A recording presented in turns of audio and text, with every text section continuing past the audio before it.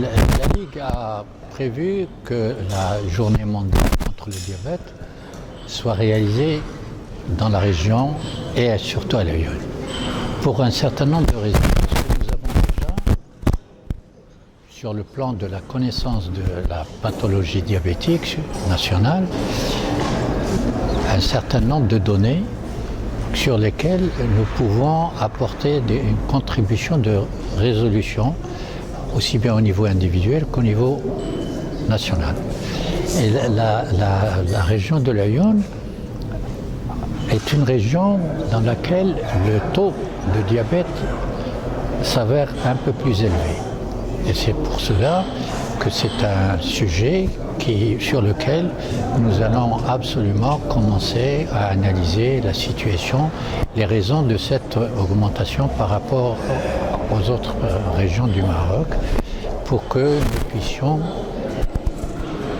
atteindre les objectifs qui sont de la maîtrise du non-développement de ce diabète et surtout la possibilité de, non pas la guérison jusqu'à maintenant, mais que la vie d'un diabétique soit maîtrisée et que les conséquences du diabète sur le corps de cet individu soient assurées.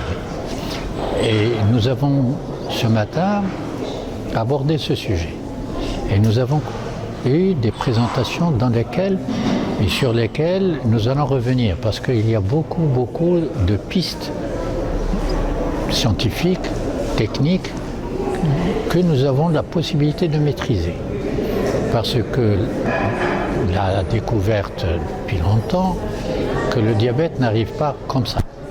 Le diabète a besoin, même s'il y a des gènes qui pourraient être à risque chez l'individu, il faut qu'il y ait des facteurs exogènes. Et les facteurs exogènes sont maintenant définitivement connus sur le monde entier.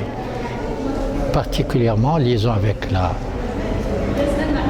nutrition qui dépasse les seuils normaux de ce que le métabolisme physiologique peut maîtriser, puis le style de vie qui est un style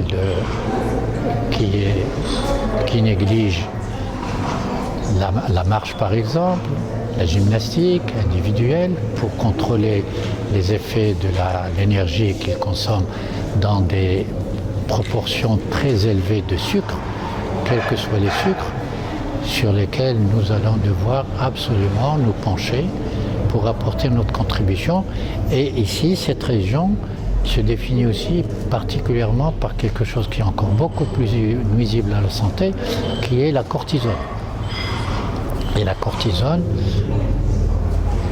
augmente les risques d'amener le corps humain au diabète. Donc là, avec nos confrères ici et toutes les responsabilités que nous avons dans la santé, nous allons devoir discuter le sujet pour mettre en place des programmes plus spécifiques. Ici en particulier, ça sera notre apport.